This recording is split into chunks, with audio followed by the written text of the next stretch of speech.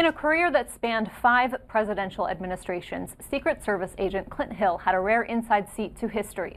Hill was in the presidential motorcade during the assassination of John F. Kennedy, assigned to protect Jackie Kennedy. This is him, a now iconic photo of Hill leaping onto the First Lady. Hill's written 3 books about his time serving 5 presidents. He was in town today with his co-author Lisa McCubbin. We spoke about everything from the recent release of the JFK files to him recalling that day in Dallas 54 years ago. November 22nd, 1963, the moments just after that first shot was fired. Walk us through that day. Well, we had arrived in Dallas that morning from Fort Worth. Motorcade was through the city of Dallas for our way to a place called the Trade Mart for President Kennedy to make a speech.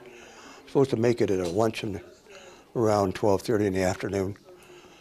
And we got into the heart of the city on Main Street, and the crowds were extremely large, exuberant, friendly. And as we progressed down Elm Street, we were just passing the Texas School Book Depository. I was on a car immediately behind the presidential car, which is called the Secret Service follow-up car. I was on the running board on the left-hand side in the front position. And I heard a sound, explosive sound, over my right shoulder from the rear. And I did not recognize it as a gunshot initially, but I started to turn toward that noise to see if I could identify what it was. But my eyes only got as far as the back of the president's car because I saw the president's reaction. He grabbed at his throat and he started to fall to his left. I then recognized that it had to have been a gunshot. So I jumped from my position on the car, started to run toward the presidential vehicle. My intention was to get up on top of the back of it to form a shield there to protect both President and Mrs. Kennedy. While I ran, I had to get between a motorcycle officer and the car I was on, and the noise from those engines of those 2 vehicles prevented my hearing a second shot. And then as I approached the presidential car, there was a 3rd shot that I did hear and feel because I was close enough to the back of the car that I saw the president get hit in the back of the head, and the shot exploded out the upper right rear quadrant of his head with it was so violent that it was like an eruption. I managed to get up on top of the car, or the back of the car. Mrs. Kennedy at that time came up on the trunk. She was trying to grasp some of that material that had come out of the president's head.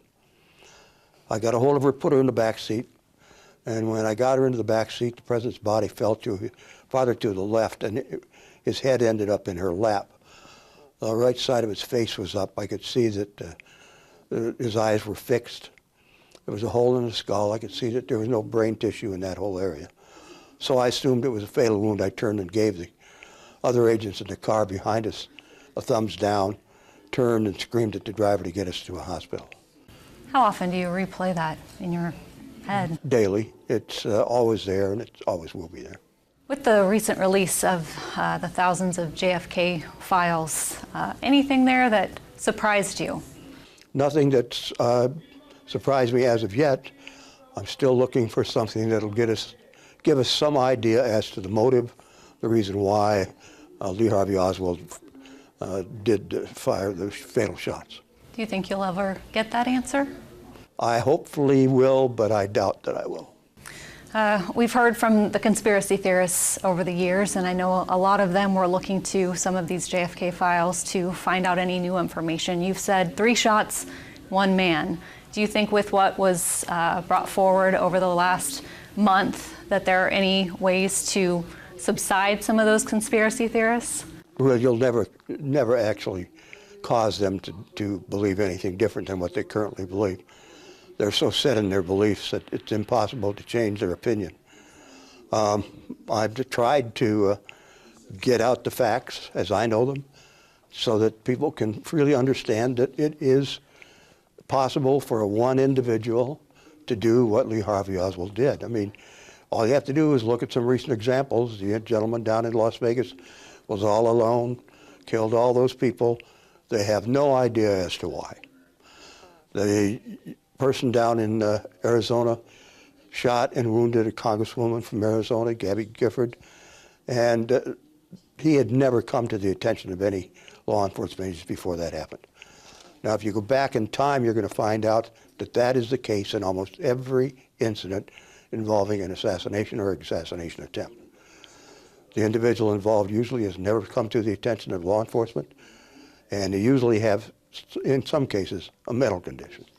Back in 1975, in an interview with 60 Minutes, you said you blamed yourself for the death of the president. Do you still feel that way? Well, no, not exactly the same as I did then.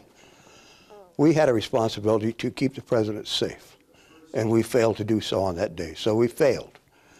And I've always felt that guilt about that failure, that we should have been able to do better. And so it's bothered me all these years and always will, that we've let him down and let the country down. He was just in the midst of his first, almost through with his first term, and it was just something that happened that just should not have happened. How many times have you returned to Dealey Plaza? Well, I didn't go back until 1990 for the first time, but since then I've gone back quite a few times, so it gets easier every time.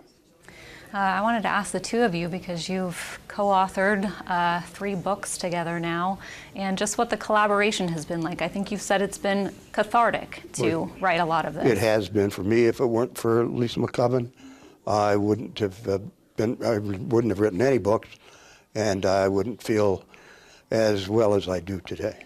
Lisa, what's the collaboration been like? Well, I feel like I'm so lucky, so privileged to have had this opportunity to be able to work so closely with this American hero. He doesn't like that word, but he is an American treasure. And to, all of his stories and his history, to be able to get them out and have people get an inside look into what it's like to work so closely with 5 presidents and see them as human beings as he did, and all of them so very different. So he's had an extraordinary life, an extraordinary career, and we've just worked very well together. It's been a blessing for both of us. We talk so much about JFK and Jackie, but let's see here. Nixon, Eisenhower, Johnson, and Ford. What stands out to you about working for some of these other presidents? Well, each one of them were very, very different. Their personalities were different. Their management styles were different. They had different likes, dislikes. We had different problems with each one. So, it's hard to say how they were very similar. The only thing they really had in common was a pretty good-sized ego. But other than that, they were all different.